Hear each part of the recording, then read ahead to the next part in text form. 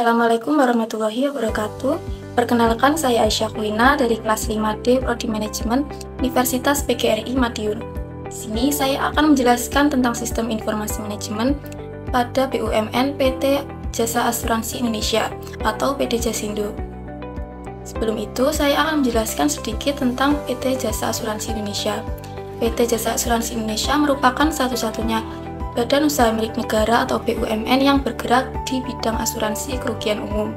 PT Jasindo didirikan pada tahun 1973. PT Jasindo juga merupakan bagian dari Indonesia Financial Group. PT Jasindo memiliki 44 batch office dan 35 satelit batch office yang tersebar di seluruh Indonesia. Selain itu, Jasindo menerima pertanggungan asuransi baik langsung maupun tidak langsung. Sekarang kita akan masuk ke pembahasannya. Yang pertama ada tujuan dan manfaat e-government pada PT Jasa Asuransi Indonesia.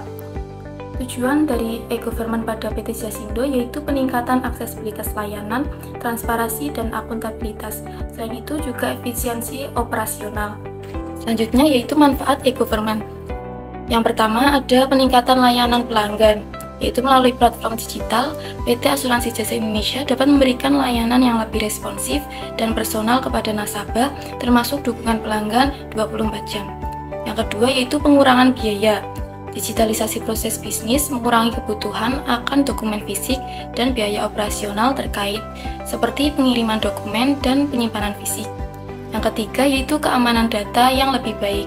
Sistem e-government dilengkapi dengan teknologi keamanan yang canggih untuk melindungi informasi nasabah dari ancaman siber, sehingga meningkatkan kepercayaan nasabah terhadap perusahaan. Yang kedua yaitu komponen sistem informasi dalam e-government PT Jasindo. Pertama ada hardware, software, dan support. Kemudian ada data center dan data recovery center. Kemudian ada jaringan komunikasi lokal atau LAN dan luas atau WAN. Dan yang terakhir ada Security Operation Center atau SOC. Ketiga ada infrastruktur teknologi informasi. Pada PT Jasindo terdapat infrastruktur teknologi informasi yaitu hardware seperti server, perangkat jaringan, dan workstation. Software seperti aplikasi GRC atau aplikasi digital.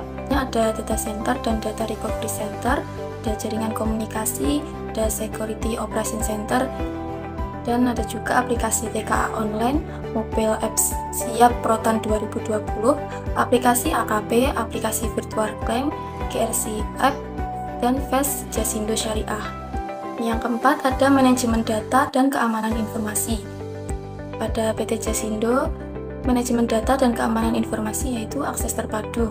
Data yang dikelola disajikan melalui portal atau aplikasi yang dapat diakses oleh pengguna terdaftar maupun pegawai internal yang memerlukan akses sesuai dengan kewenangannya. Pengelolaan akses ini dilakukan dengan menggunakan hak akses berbasis peran atau Role Based Access Control atau RBAC. Selanjutnya ada penggunaan teknologi cloud.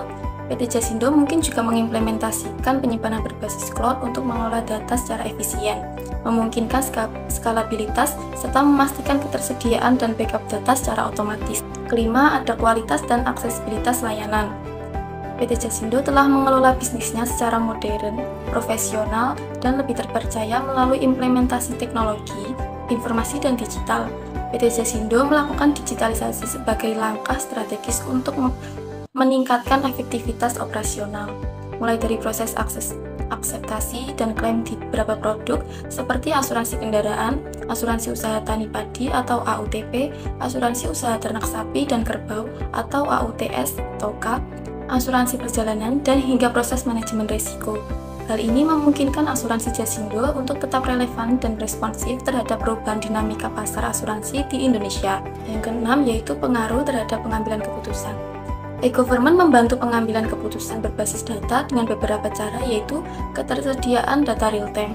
Melalui platform e-government, pemerintah dapat mengakses dan menganalisis data dari berbagai sumber, seperti media sosial, transaksi digital, dan sensor IoT.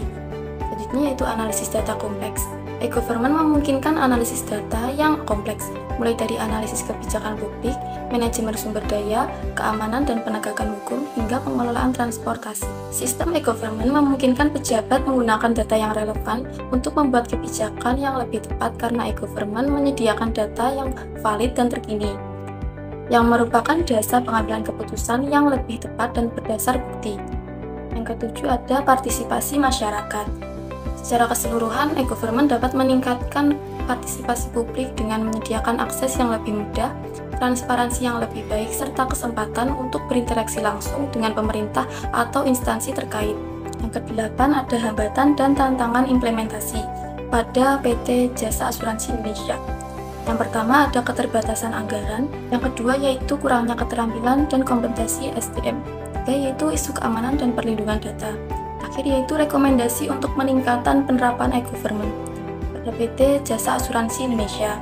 Yang pertama yaitu ada peningkatan infrastruktur digital dan keamanan data, seperti upgrade infrastruktur dan keamanan siber yang lebih kuat. Kedua yaitu peningkatan pelayanan pelanggan melalui aplikasi mobile dan portal layanan digital, seperti pengembangan aplikasi mobile dan portal pelayanan digital. Yang ketiga ada pelatihan dan pengembangan SDM untuk transformasi digital, seperti pelatihan karyawan dan sertifikasi. Jadi kesimpulannya yaitu implementasi e-government di PT Jasindo telah menunjukkan hasil yang positif dalam meningkatkan transparansi, akuntabilitas, dan efisiensi. Namun, untuk memastikan keberlanjutan dan efektivitas jangka panjang, perusahaan harus terus memperhatikan tantangan yang ada. E-government dapat semakin memperkuat kualitas layanan yang diberikan kepada masyarakat dan mendukung pengambilan keputusan yang lebih berbasis data, cepat, dan akurat di masa depan.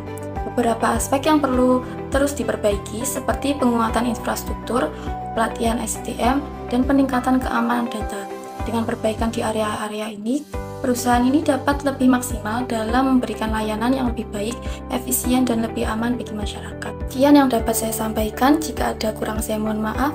Wassalamualaikum warahmatullahi wabarakatuh.